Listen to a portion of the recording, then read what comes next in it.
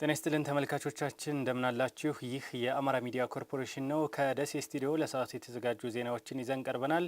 ከዜናዎቹ ጋር ተመስገን አሰፋ አብሬያችሁ ቆያለሁ።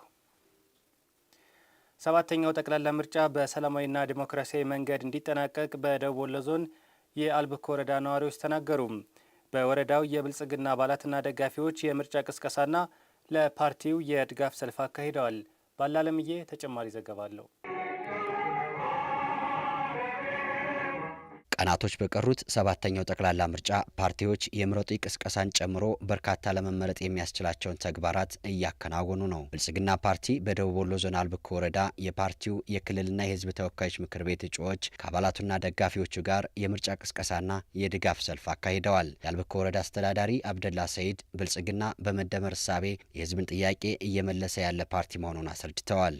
ፓርቲያችን ብልጽግና ከወትሮ በተለየ ሁኔታ ያለፉትን 30 እና 40 ዓመታት የፖለቲካ ሂደትና አጠቃላይ ሁኔታ በመገምገምና በማረም አግላይነትን በማስወገድ እንደዚሁም አንዱ የበላይና አንዱ የበታች የሚሆንበትን የፖለቲካ ምህዳርን በማስቀረት ሁሉም ኢትዮጵያውያን ዳር እስከ ዳር በአንድ ማዕቀፍ ውስጥ እንዲሰባሰቡ ያደረገም ታላቅ ሀገራዊ አካታችና አሰባሳቢ ሀገራዊ ፓርቲ ነው። ብልጽግና የወል ትርክትን በመገንባት እኩልና ፍትሐዊ የዜጎችን ተጠቃሚነት እያረጋገጠ ያለ ፓርቲ ስለመሆኑ የተናገሩት የአማራ ክልል ትምህርት ቢሮ ምክትል ኃላፊና በደቡብ ወሎ ዞን የአልብኮ ምርጫ ክልል ለክልል ምክር ቤት እጩ ተወዳዳሪ አቶ ደምስ እንድሪስ ናቸው። ፓርቲያችን መደመርን ፍልስፍናና መንገዱ አድርጎ ሲመረጥ የትናንት የመልካም እሴቶችን በመደመር እና በመያዝ የዛሬን እድል በማቀናጀት ለነገው ትውልድ የበለጸገች ሀገርን በመገንባት አስፈላጊ መሆኑን በመገንዘቡ ነው። ብልጽግና የሀገርን ሉዓላዊነት ለማስከበር ቃል የገባውን እየፈጸመ ያለ ፓርቲ ነው ያሉት አቶ ደምስ እንድሪስ ጀመራቸውና የተለማቸውን ልማቶች በስኬት እንዳጠናቀቅ ማህበረሰቡ ሰላምን ማስከበር አለበት ብለዋል። ባለፉት ዓመታት ብዙ ቃል ገብተናል፣ ብዙ አቅደናል፣ ብዙ ስራዎችንም ሰርተናል። ፓርቲያችንን ደግፈን ብልጽግናን መርጠን ያስቀመጣቸውን ያቀዳቸውን እቅዶች በተሳካ መንገድ እንዲሄዱ የጥፋት ኃይሎችን ሴራ ኮንነን አውግዘን አካባቢያችን የልማት ቀጠና እንዲሆን የማድረግ ኃላፊነት እንዳለብንም በዚሁ አጋጣሚ ማሳሰብ ፈልጋለሁ። በድጋፍ ሰልፉ የተገኙ የወረዳው ነዋሪዎች በሰባተኛው ጠቅላላ ምርጫ በንቃት ለመሳተፍና ምርጫው ሰላማዊና ዲሞክራሲያዊ ሆኖ እንዲጠናቀቅ የድርሻቸውን እንደሚወጡ ተናግረዋል። ምርጫችን ሰላማዊ እንዲሆን ሁላችንም የድርሻችን እየተወጣን እንገኛለን። በኢኮኖሚ፣ በግብርናም፣ በጤናም፣ በእንስሳትም በሁሉም የዘመነ አኗኗር እንድንኖር ይሄንን አካሄድ የሚሄድልን ፓርቲ እንመርጣለን ማለት ነው። በቀጣይ ለግንቦት 24 ምርጫ ለመምረጥ ተዘጋጅተናል። ወደፊት ሀገራችንን ሰላሟን፣ አንድነቷን፣ ልማቷን የሚያጠናክር ፓርቲ ለመምረጥ ዝግጁ ነን።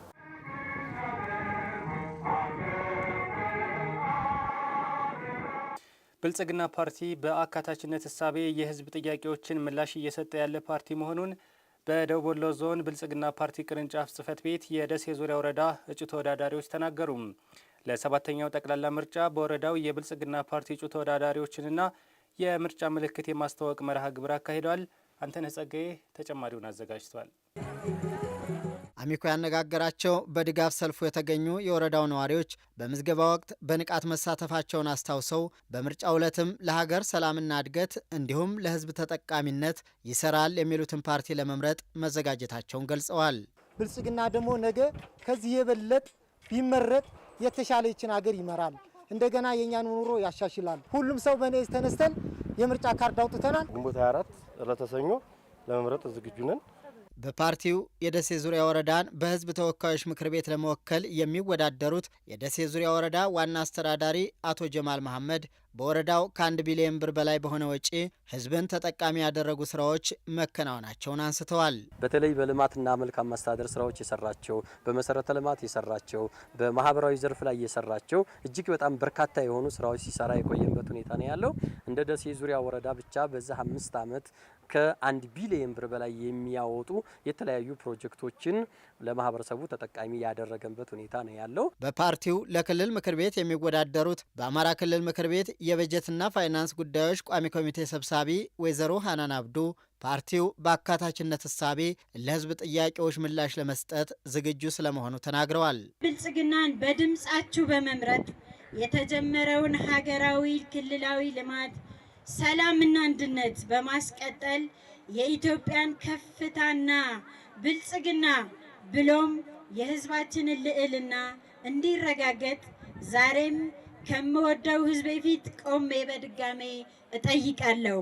በብልጽግና ፓርቲ የደቡብ ወሎ ዞን ቅርንጫፍ ጽህፈት ቤት ኃላፊ አቶ ተስፋ ዳኛው የተጀመረውን ሰላምና ልማትን የማረጋገጥ ልዕልናን ለማሳካት ፓርቲው በቁርጠኝነት እየሰራ እንደሆነ ገልጸዋል። በፓርቲያችን ብልጽግና አሻጋሪ ፍኖተ ካርታ ተቀርጾ እየተከናወኑ በሚገኙ ተጨባጭ ጥረቶች ዓለምን ያስደመሙ በርካታ ውጤቶች እየተመዘገቡ ነው። በዚህም ኢትዮጵያ ሀገራችን ስብራቶቿ እየተጠገኑ እምቅ ሀብቶቿ እየወጡና ጂኦፖለቲካዊ ቁመናዋ እየተቀየረ በታሪክ የኢትዮጵያ ወርቃማው ጊዜ ላይ እንገኛለን። ዜጎች የምርጫ ካርዳቸውን በአግባቡ ሊጠቀሙበት እንደሚገባ የጊምባ ከተማ ነዋሪዎች ተናገሩ። የብልጽግና ፓርቲ የድጋፍ ሰልፍና የምረጡኝ ቅስቀሳ በጊምባ ከተማ ተካሂዷል። ተጨማሪውን ከአሊመር እንከታተል።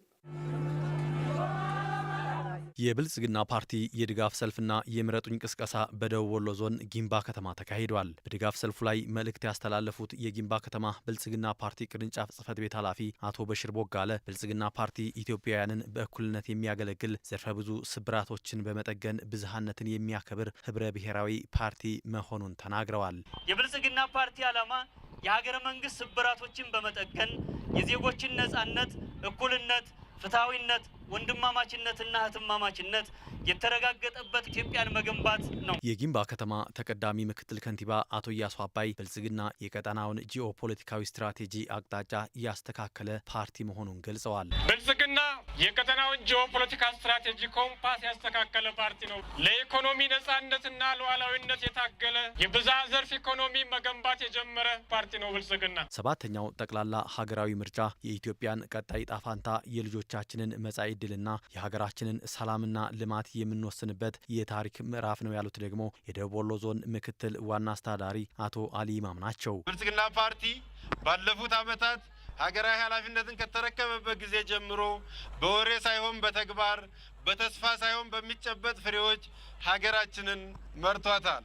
እኛ የምናስበው ስለ ነገው ትውልድ፣ እኛ የምናልመው ስለ መጪው የሀገራችን ከፍታ ዘመን ነው። ብልጽግና ፓርቲ በሚቀጥሉት 5 ዓመታት ሀገሪቱ ሙሉ በሙሉ ወደ አዲስ የኢኮኖሚ ምዕራፍ የሚያሸጋግር የ30 ቢሊዮን ዶላር ግዙፍ ፕሮጀክቶች አቅዶና በተግባር ጀምሮ ወደ እናንተ መጥቷል። ይህ የጀመርነው ታላቅ ጉዞ እንዳይሰናከል ልማታችን እንዲቀጥል የስንዴ ነዶን በመምረጥ የኢትዮጵያን ብልጽግና ጉዞ ታሪክ አሻራ እናስቀምጥ። በምርጫ መንግስት ለማቋቋም ዕለቱን እየተጠባበቁ መሆኑን የተናገሩት የድጋፍ ሰልፉ ተሳታፊዎች በካርዳቸው ይበጀናል ያሉትን ለመምረጥ መዘጋጀታቸውን ተናግረዋል። የሚበጀኝንና የሚሆነኝን ለመምረጥ ያው እኔም አላህ ሱብሃነሁ ወተዓላ እዛ ያድርሰኝና ተዘጋጅቻለሁ። ምርጫ ካርድ አንጥተናል። በተባለው ሰዓትና ጊዜ ሄደን በሰዓታችን ተጠቅመን የምንፈልገውን እንመርጣለን። ካርድ ዝም ብሎ አይደለም የሚወሰደው፣ ይታወቃል። ለአገልግሎት ነው፣ ሊመርጥበት ነው እና የወሰደው ወስዶ ማስቀመጥ ምንም ትርጉም የለውም።